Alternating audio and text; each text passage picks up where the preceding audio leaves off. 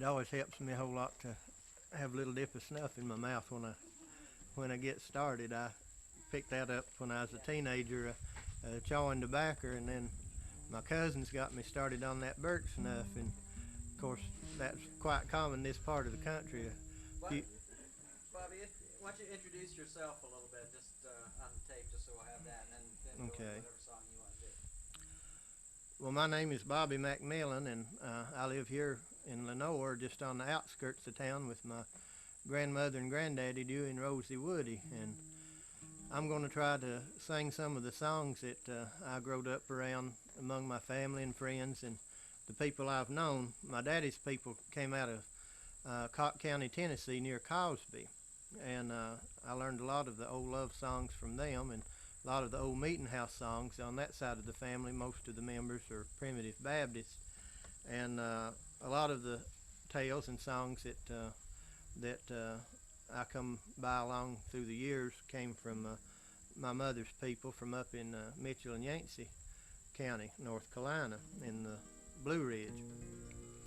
And I guess I was about 12 when I first took a real interest in learning these old songs. I never could sing very well, but I figured that a lot of the people that were singing them were dying out, and somebody needed to remember them. This is one of the first of the old ballads or love songs that we called them, that I remember learning. My great aunt, I call her my great aunt, she was my dad's oldest brother's mother-in-law. She raised her family over in the Groundhog Creek section of eastern Tennessee, neighbors to my daddy's family when they were growing up. And she said that she learned most of these songs between about 19 and 5 and about 19 and 16, I guess, the most of them. And then along through the years, as songs would come along, she'd pick them up. We always called her Mama Phillips. And she called this one Dickie and Johnson.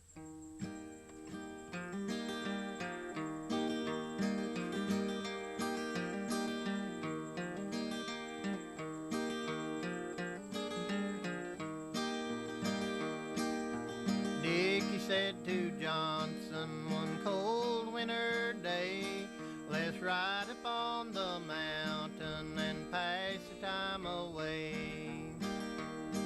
They rode and they rode till they come to the mountains high. Dickie said to Johnson, "I heard a woman cry."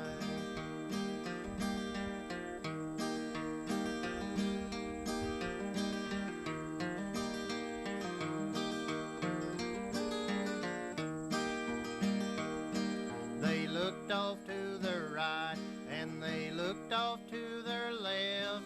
They spied a naked woman chained down by herself. Oh, woman, poor woman, what are you doing down there? The robbers, they have robbed me and left me here to die.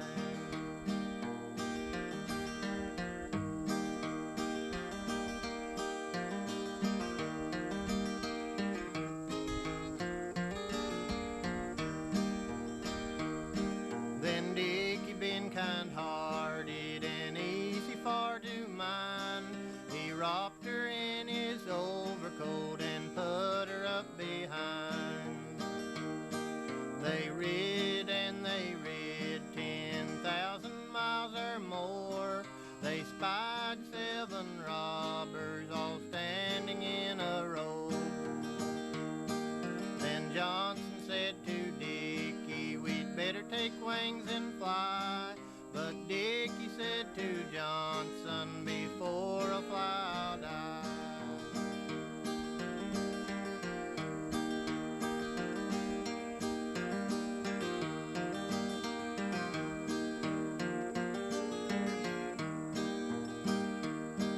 They fit and they fit till the sun were going down. They killed 6 of the robbers and the 7th couldn't be found. Then Dickie been kind worried, laid down for to take a rest. Up stepped the cruel woman and stabbed him in the breast. Oh, woman, cruel woman, see what you have done.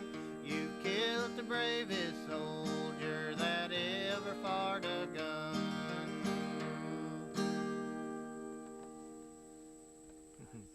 That was Dickie and Johnson.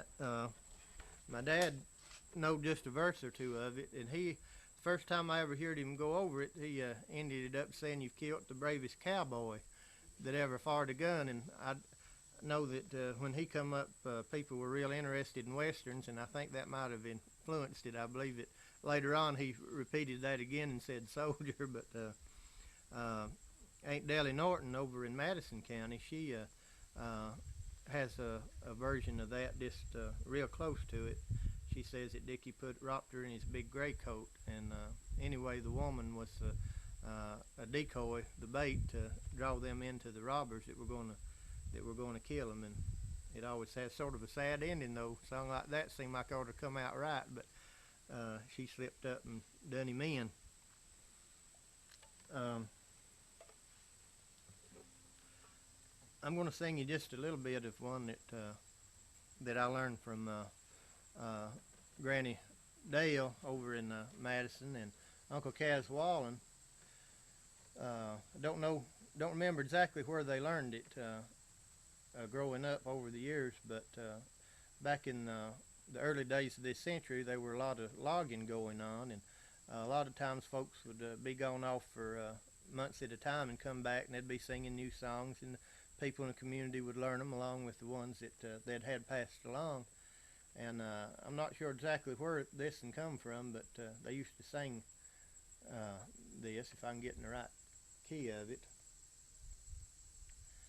As I went down to Darby, all on one market day, there I spied the biggest ram that ever were fed on hay. To my fa, diddle day.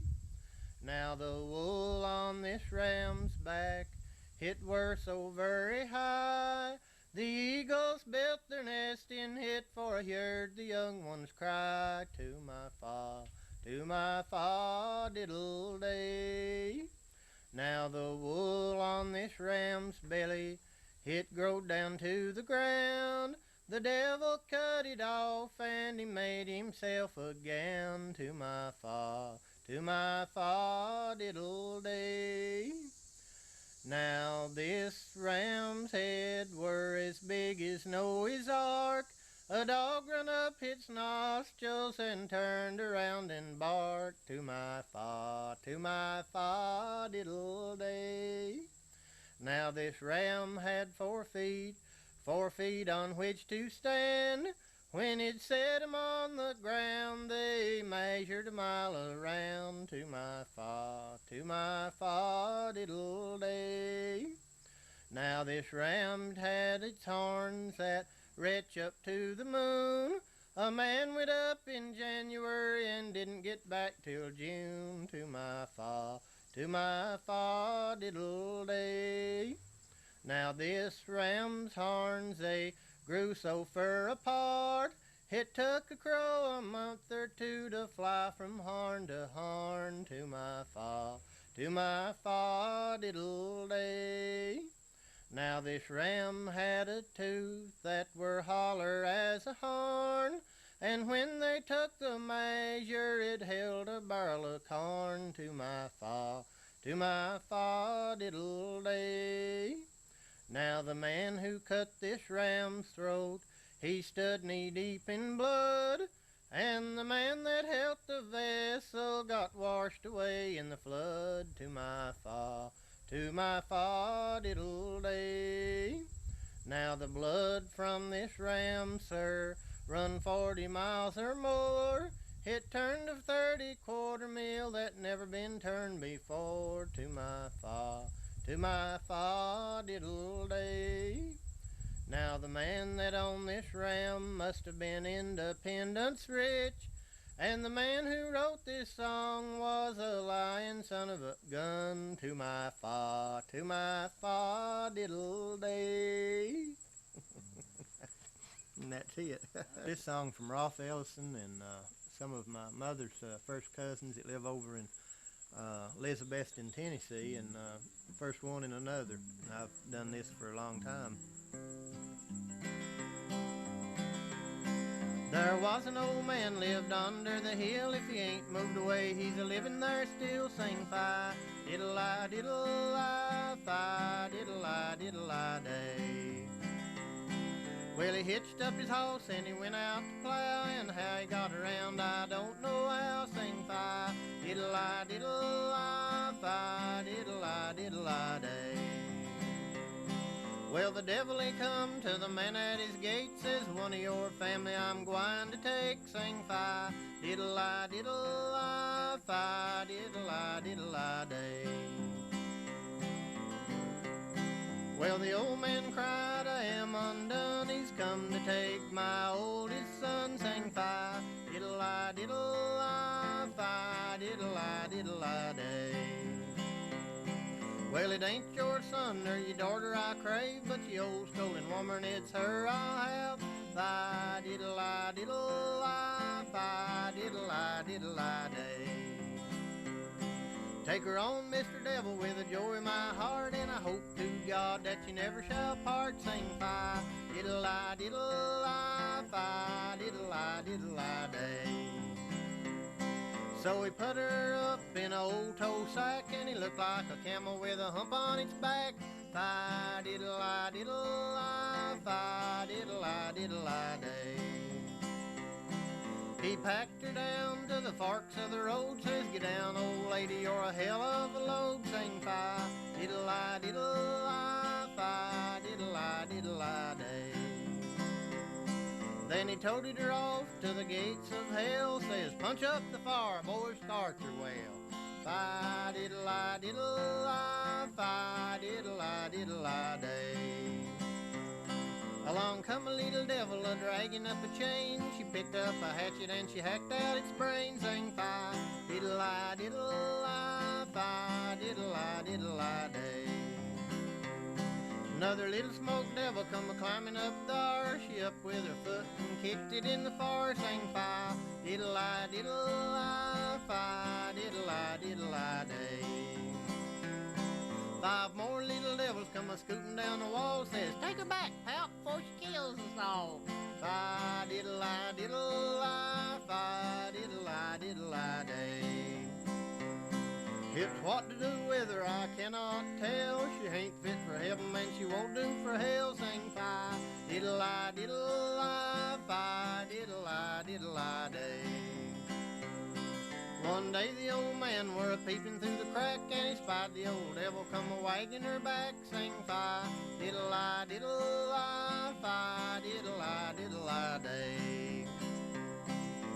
Sure's your wife, she's sounding well. I'll tell you what's more, she's tore up pale. Sing fi, diddle-I, diddle-I, fi, diddle-I, diddle-I day. So I've been the devil about all of my life, but I've never been in hell till I met your wife. Sing fi, diddle-I, diddle-I, fi, diddle-I, diddle-I day. She is 7 years ago and then 7 coming back. She chawed on the backer that she left in the crack. Sing fi, diddle-I, diddle-I, fi, diddle-I, diddle-I day. One day the old man were sick in the bed. She up with a butter stick and paddled his head. Sing fi, diddle-I, diddle-I, fi, diddle-I, diddle-I day. Well, the old man cried, I surely am cursed. She been down to hell and she come back worse. Sing fi, diddle-I, diddle-I, fi, diddle-I, diddle-I day. The old man went skipping on over the hill, says the devil won't have her, be damned if I will. Sing fi, diddle-I, diddle-I, fi, diddle-I, diddle-I day. I'll tell you what a woman can do, she can outdo the devil and her old man too. Sing fi, diddle-I, diddle-I, fi, diddle-I, diddle-I day.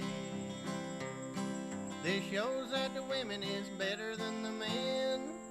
They can go down to hell and come back again. Sing fi, diddle-I, diddle-I, fi, diddle-I, diddle-I day.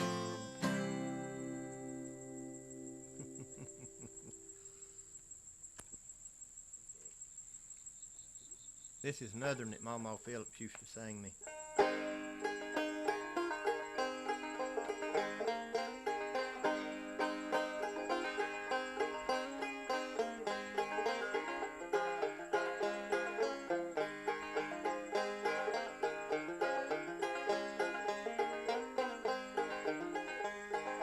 Went up on the mountain, cut my sugar cane, run my finger in the peckerwood's hole, now Pop lies her Jane. Get along home, Cindy, Cindy, get along home. Get along home, Cindy, Cindy, I'm gonna leave you now.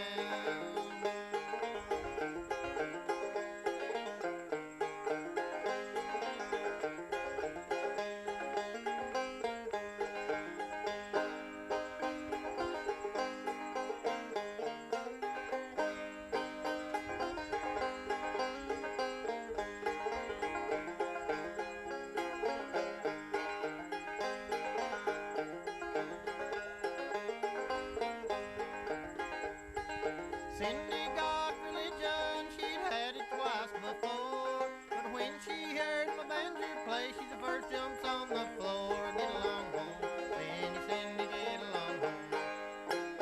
Get along home, Cindy, Cindy, I'm gonna leave you now.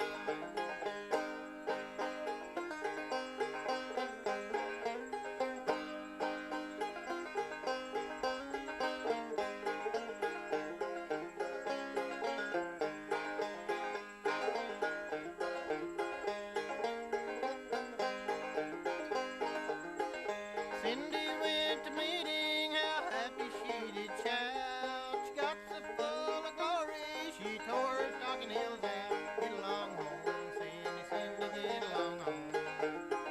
Get along home, Cindy, Cindy, I'm gonna leave you now.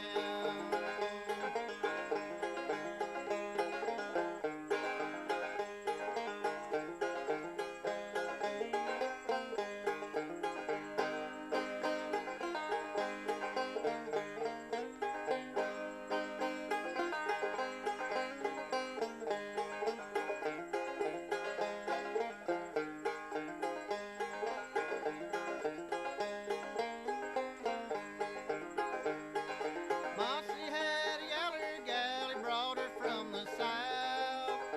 Twisted up her hair so tight she could not shut her mouth. Get along home, Cindy, Cindy, get along home. Get along home, Cindy, Cindy, I'm gonna leave you now.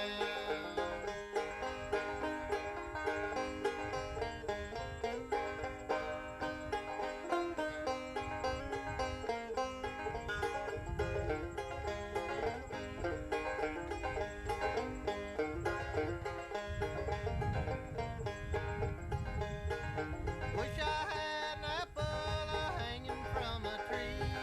So every time a Cindy passed, she'd take a bite of me. Get along home, Cindy, Cindy, get along home.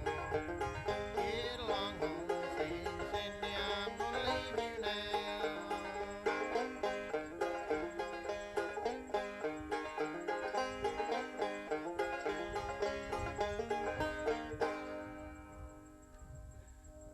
Well, huh? That's all dance to. Yeah, I never was much of a handy at picking the banjo. I always tried to. I guess Ralph Ellison from Meat Camp up in Watauga County, North Carolina, what little I ever knowed, I sort of watched him do. Like most musicians and pickers, you can't hardly teach nobody how. You just have to sit and watch and try to get the best lick you can. I can't get the licks he can. He always picks like this, like picks up with his forefinger, and I always strike down. He calls what I do cock thumb, and says what he does is claw hammer. So I don't know what the difference is. Let's see.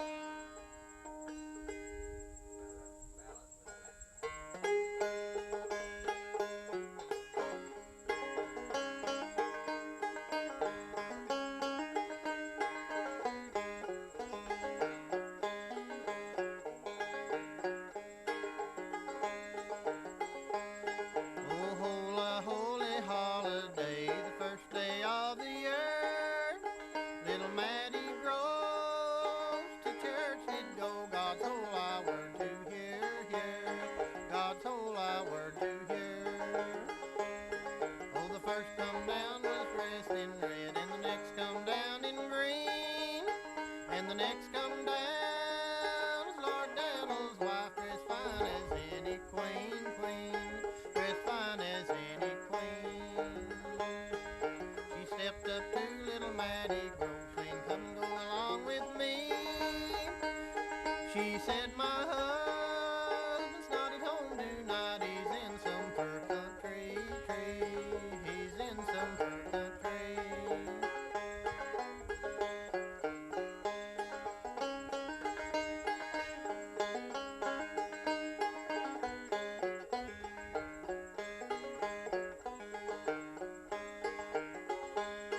Well, I cannot come, said little Matty Grove, I cannot come for my life, for see by your right finger, and you are Lord Daniel's wife, you are Lord Daniel's wife. Oh, if I am, what difference does it make to you or any other man? She said, Lord Daniel's not home tonight, he's in old England, he's in old England.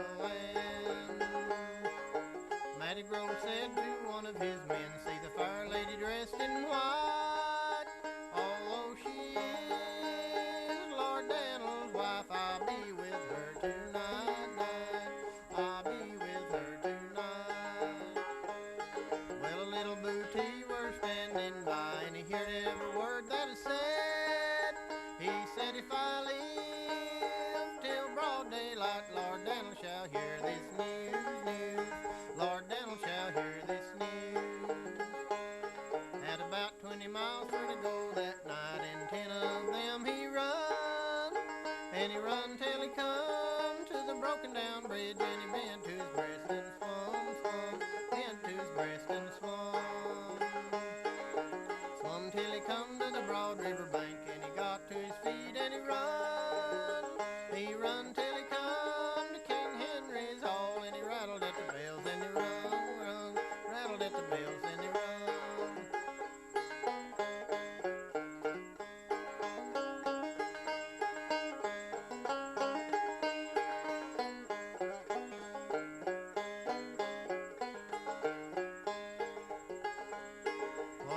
What news, Lord Daniel cried, what news have you brung to me? Says little Matty Grove's at home with your wife, in the bed with your gay lady, in the bed with your gay lady. Well, if the truth you've told to me, a rich man you shall be, but if a lie you've told to me, I'll hang you to a tree, I'll hang you to a tree. And he called him up about 50 good men, and he placed them all in a row, and he told them never a word to say, nor nary a bugle blow, blow, nor nary a bugle blow. One of the men in all of that crowd owed Matty a free goodwill. He placed his bugle to his lips, and he blowed it loud and swell, swell. He blowed it loud and swell. So I'd better get up, said little Matty Grove, so I better get up and go. I know your husband is a-coming home, for I heard his bugle blow, blow, I heard his bugle blow. Lay down, little Matty Grove, lay down and go to sleep. That's on like my father's shepherd's horn, he's a-calling for his sheep, calling for his sheep. So they fell off to hugging and kissing, and they both fell off to sleep.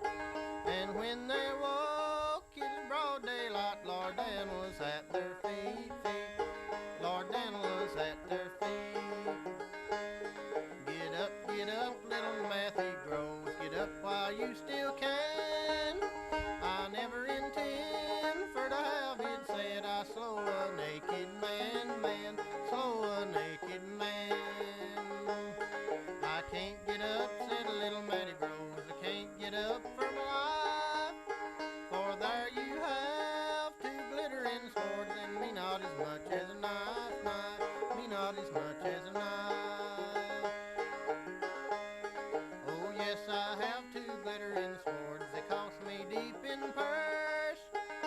You shall have the very best one, and I will take the worst, and I will take the worst. And you can have the very first flick and strike it like a man, and I will take the very next flick and I'll kill you if I can. I'll kill you if I can. Well, the very first flick, little Matty Gross struck. He made an awful sore, but the very first flick, Lord Daniel struck. He killed Matty Gross in the floor, killed Matty Gross in the floor. Then he taken his lady by her right hand, set her on his right knee. Says, which one do you love the best, little Matty Gross or me, Matty Gross or me? Very well do I like your red rosy cheeks, very well do I like your chin, but better I love little Matty Gross than you and all your kin, than you and all your kin. Then he taken his lady by the lily white hand, and he led her across the hall. Then he popped his special to her breast, and she fell with a pistol ball, and she fell with a pistol ball. Go and dig my grave on yander's hill, and dig it wide and deep, and place my true love in my arms, little Matty Grows at my feet, little Matty Grows at my feet.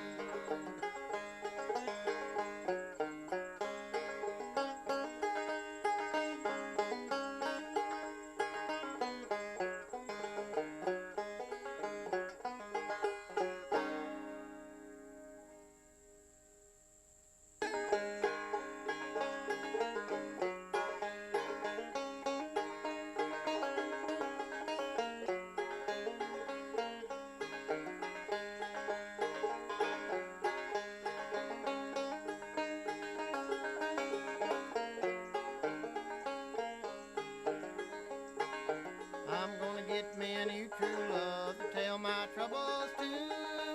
This old one that I have got, she tells everything I do. Shady Grove, oh my love, Shady Grove I say. Shady Grove, oh my love, I'm going away.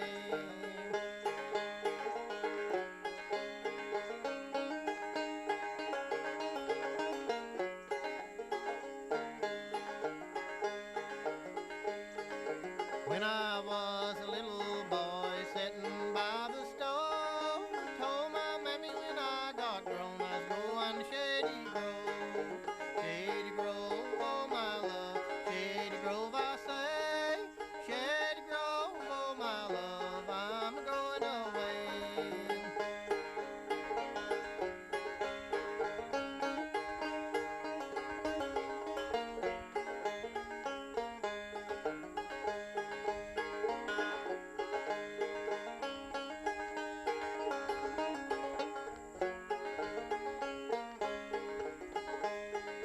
When I was a little bitty boy, I honed my razor twice, thinking about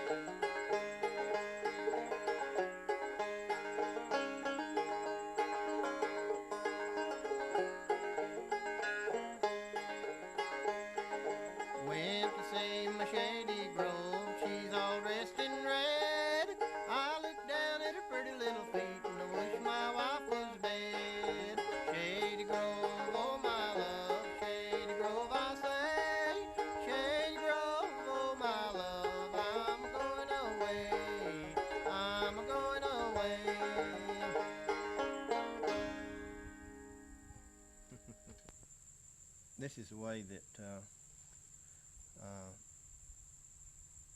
I used to hear them sing one, my parents all treated me kindly. My parents all treated me kindly, for they had no child but me. My mind began to ramble, on this we couldn't agree. My mind began to ramble, and oh, what grieves me so is to leave my aged parents their face to see no more. There was a rich old gentleman who lived in a town close by, had one only daughter on whom I cast my eye. She was both fair and handsome, both beautiful and rare. There's not one girl in this wide world with her I could compare. So I told her my intention was far across the main. I asked if she'd prove true to me till I returned again. She said she'd prove true to me if death didn't prove unkind. So we kissed, shook hands, and parted, and I left my girl behind. As I walked out on Broadway over on the public square, the mail train had just arrived. I met the driver there. He handed me a letter which gave me to understand that the girl I left behind me had married another man. I read on down a little further and I spied that it were true. I turned all around about there, I didn't know what to do. My horses I'll turn over, my company I'll resign. I'll ramble this wide world over for the girl I left behind. There's more to it, but I about forgot part of it. There's something about being around. I became a rambler. Strange faces far to see. I met Miss Maggie Walker and she fell in love with me. It's your labors you'll give over. Let's see. Your labor shall be over. Your pocket shall be lined with gold. Your labors you'll give over if you'll consent to marry me and say you'll roam no more. And there's another way that they sing it over in Sodom that it's different from that. The first two verses are quite alike, but there was a wealthy farmer resided in that part. He had one only daughter, dear, and I had gained her heart. Somehow she was more fair than Columbus's daughter, and anyway, she begged him not to go, and she said, I had a dream the other night that I cannot believe. The distance breaks the links of loves and leaves the maid to grieve. And anyway, he marries another woman while he's gone out. Silver's one that I've heard about all my life. My grandmother here was probably the first one that ever told me anything about it, and my granddaddy, and then people that lived around up home in Mitchell and Yancey counties, they told that. And my grandmother's uncle, At Hughes, told it to me too. But it was a real story, and it happened over in Mitchell County back in, I believe it was 1831. Charles Silver's growed up just across the ridge from the home that he built when he married. His daddy had a great, huge family, and his mother died when he was just a baby, and his daddy married again and raised a big, large family. My grandfather's great-grandfather was Charlie Silver's uncle. He married a girl named Frances Stewart, and back then they had nicknamed about everybody, and a girl with the name of Frances would generally go by Frankie. And they had a little pole cabin that set back in the holler. It's on the back side of a ridge at the area known as Kona now in Mitchell County. And they had a little girl, I believe its name was Nancy, best I remember, and it was just up about old enough to be learning to walk, I guess, when this happened. And Charlie was a trapper, and he had be gone for long periods of time out in the woods and mountains. Back then it was full of mink and different kind of fur-bearing varmints that they could get money for. His family were fairly well off for the region. They had a lot of land anyway, and they said that Frankie was awful pretty woman. And it was up about Christmas time when Charlie was going to go off on a hunting trip with his partners, and he cut a tree down.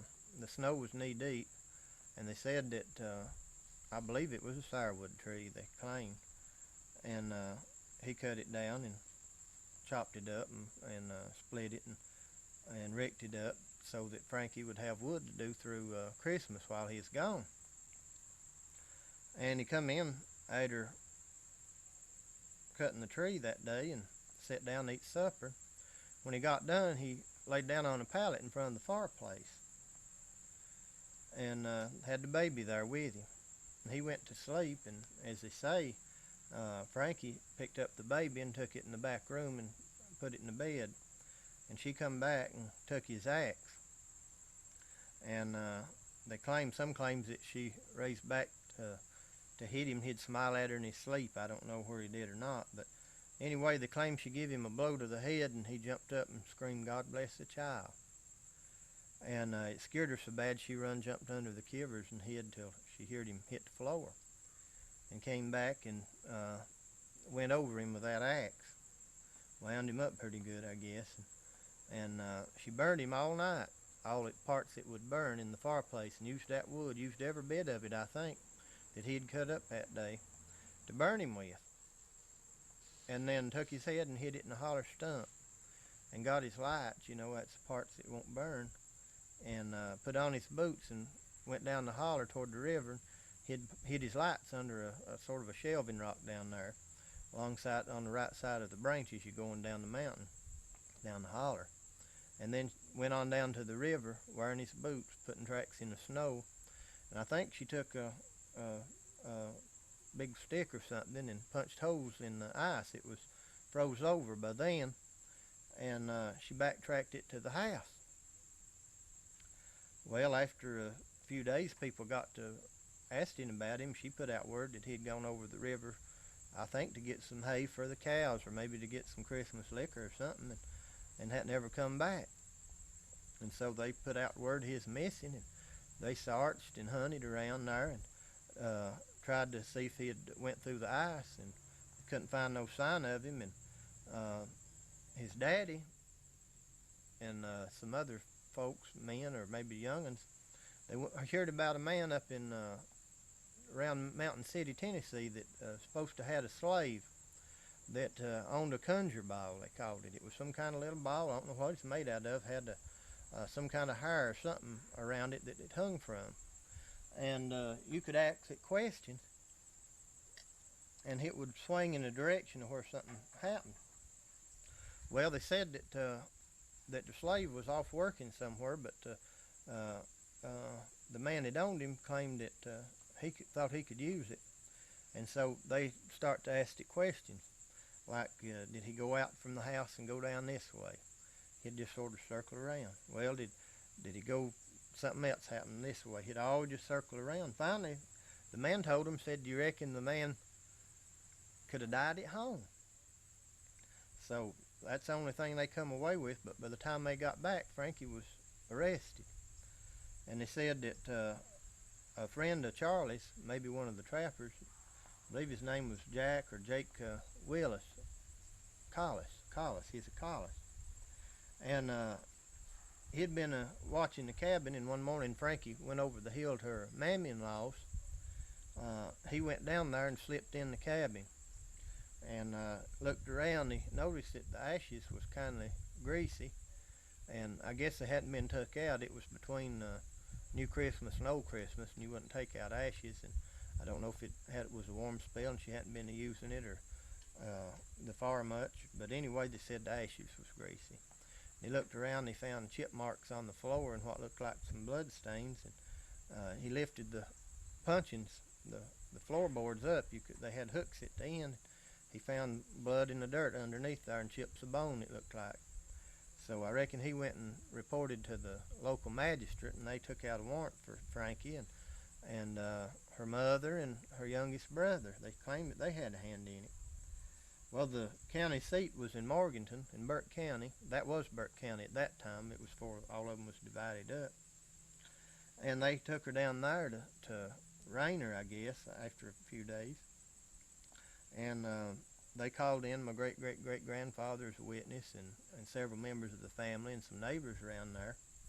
And they finally had her trial, and they claimed that her only defense was not guilty. And so I don't know why she wouldn't have pled self-defense or anything like that. The word, some people's always said that Charlie was about to kill her and that she killed him in self-defense. But none of his family, of course, would ever tell that version. I don't know why they'd have reason to lie about it if they knowed anything, but they always said that he never give her any trouble, and that he was a real good dancer and popular around, that he had a good nature about him. So I just don't know about that. But anyway, they knew in reason that if Frankie didn't do it, that somebody did, and that she had to have known what was happening. But she wouldn't tell. So they finally convicted her, and they appointed the day that they was going to hang her. Well, somehow or another, she was spirited out of jail, and they was a wagon train of them are going to go down to South Carolina, best I remember. And they got off down the country, and the sheriff and the posse was on the trail looking. They didn't figure, they'd head back toward the mountain. And they said that when they caught up with him, she was dressed like a man and had her hair cut off short. That's a good disguise, because women wouldn't ever cut their hair back then. Had old floppy, broad-brimmed hat on and men's clothes, and she was walking alongside the wagon. Her uncle was driving it. Had hay in the back of it. And they said that the sheriff come up riding his horse and looked down towards Frankie and said, "Where are you going, Frankie?" And Frankie said in a deep voice, kind of said, "Thank you, sir, my name's Tom." And about that time, her uncle, he's riding in the wagon. He wanted to be helpful. He grinned and said, "Yes, sir, her name is Tom. Her name is Tom." So the sheriff said, "Well, come along, Frankie." And they took her back to jail, and then the day of that was appointed the hanging was to be, they said there's people come from everywhere around to see a woman hung. Had never seen that. I don't think there'd ever been a woman hung in North Carolina, except somewhere there was a black woman lynched one time. I don't think any woman was ever hung after that.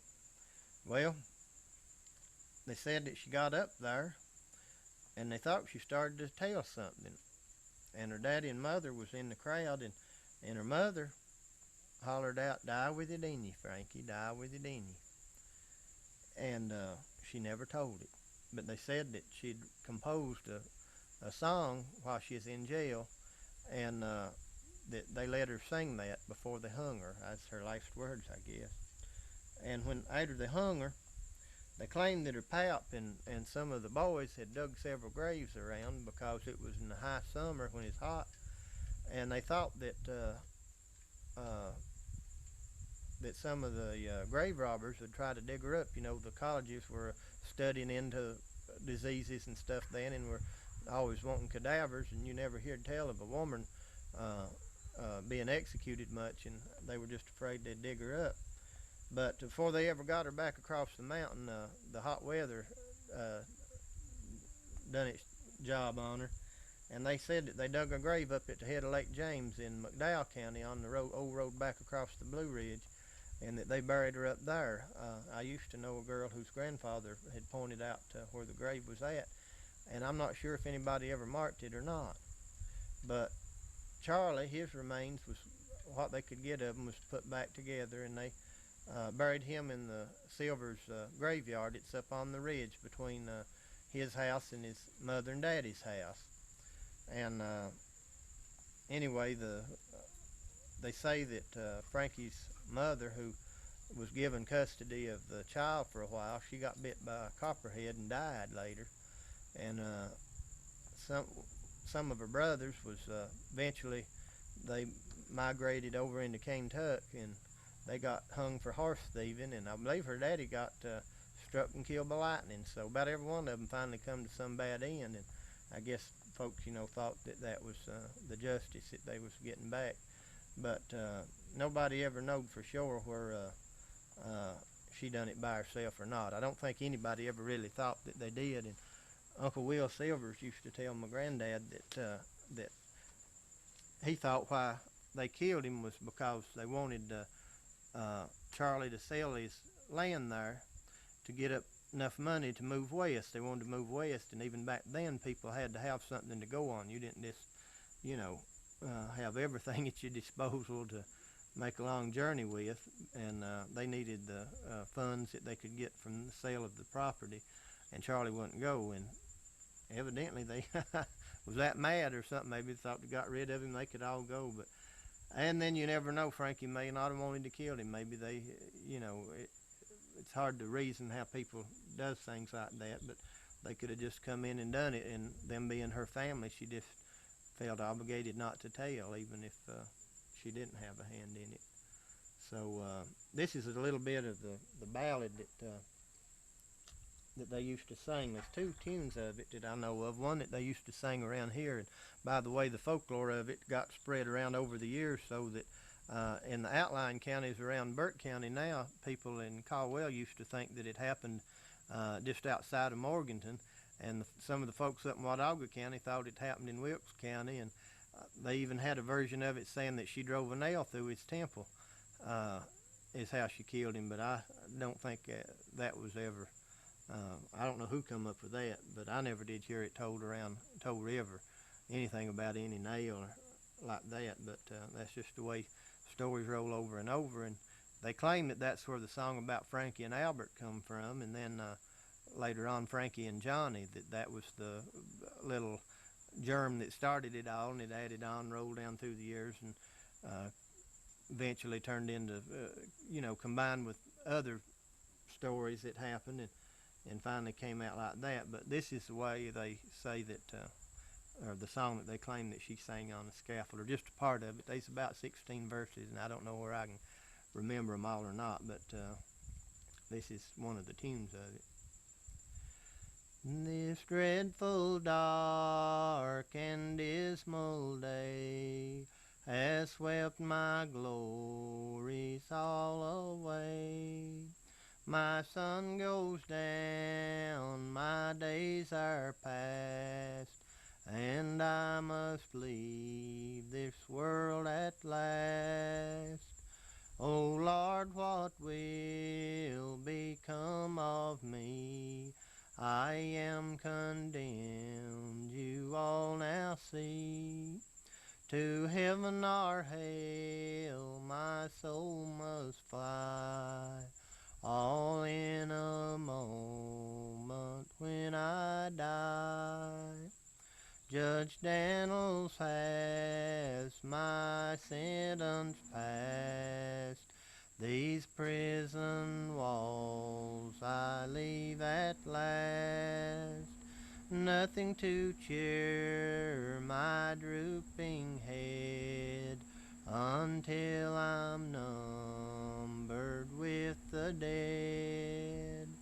I know his flaming ghost I'll see, gnawing his flesh in misery. With flaming eyes to me he'll say, why did you take my life away? The jealous thought that first gave strife to make me take my husband's life. For days and months I spent my time thinking how to commit this crime. And on a dark and doleful night I put his body out of sight. With flames I tried him to consume, but time would not admit it done. My mind on solemn subjects rolls, my little child, God's blessed soul. All ye that are of Adam's race, let not my faults this child disgrace. Farewell, good people, you all now see what my bad conduct's brought on me, to die in shame and deep disgrace before this world of human race. Great God, how shall I be forgiven? Not fit for earth, not fit for heaven, but little time to pray to God. For now I try that awful road. That's about all I remember of it.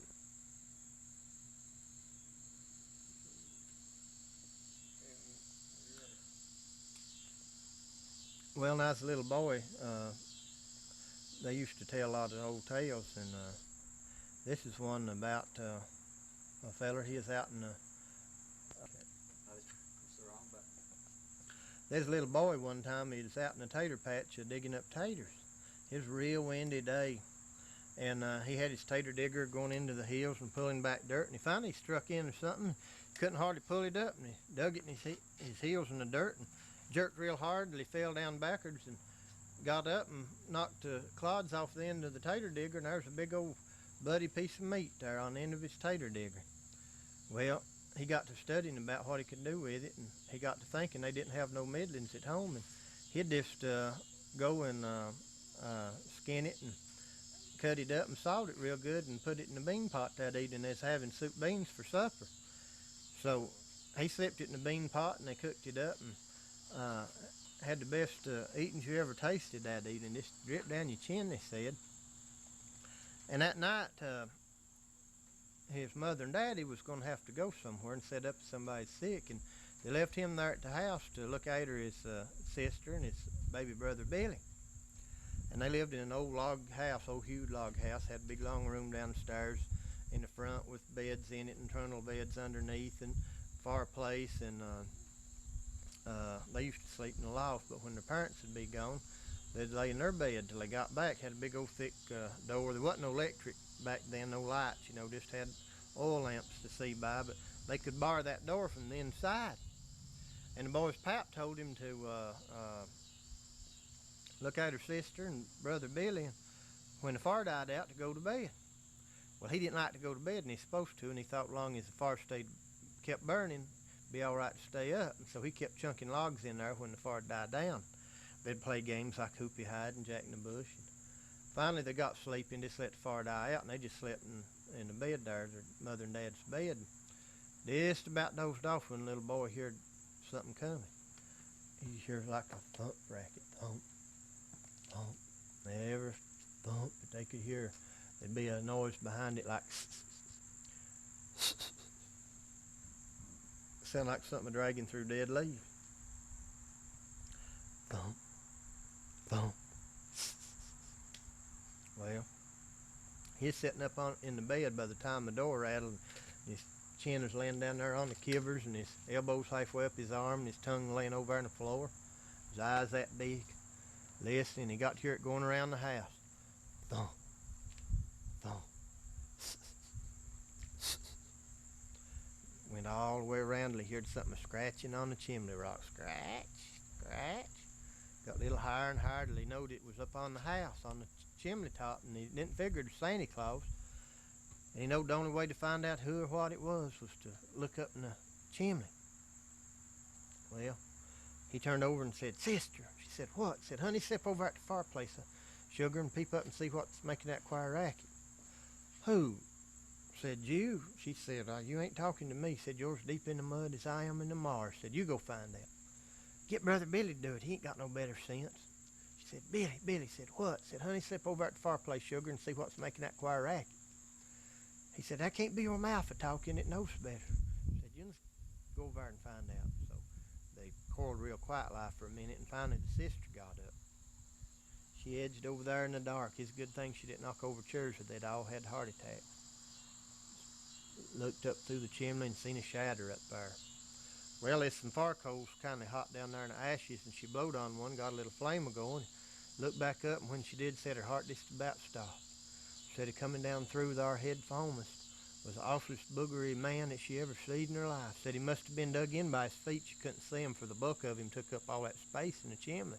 Said he had a big old swelled up head, and his arms was hanging down in front of him, and his fingers was going just like that old sharp fingernails, and said his eyes was that big around like dish plates, and you could see the fire shining off of them. Big old bushy eyebrows, no straggly hair hanging down, old long pointy nose with black hairs and the snot dripping out. Said he had old greasy beard and mustache, and the whiskers looked like as sharp as a porcupine stickers, and teeth looked like tushes growed into his beard, and big old rolls of slobber coming out of his mouth. Said what scared her was she found out what was making that racket. Said he, up there behind him, he had a big old long scaly piney lizard's tail. Looked like a cat's tail's doing when it's about to jump. That's what was making that. Well, the sister, she said, what do you want? Looked down there, them eyes are shining, said, I want my big toe. Well, little old boy over there in the bed, he knowed what it meant, but he's keeping his mouth shut. She said, what do you mean? He says, where's my big toe? Well, she said, what's them big eyes for? All the better to see my supper with. She said, well, what's that long tail for? All the better to sweep your grave clean. What's them big old claws for? All the better to claw you with. And that pretty much wound him up. She took a poker stick and knocked him in the head, and I guess they ate the rest of him for supper next day.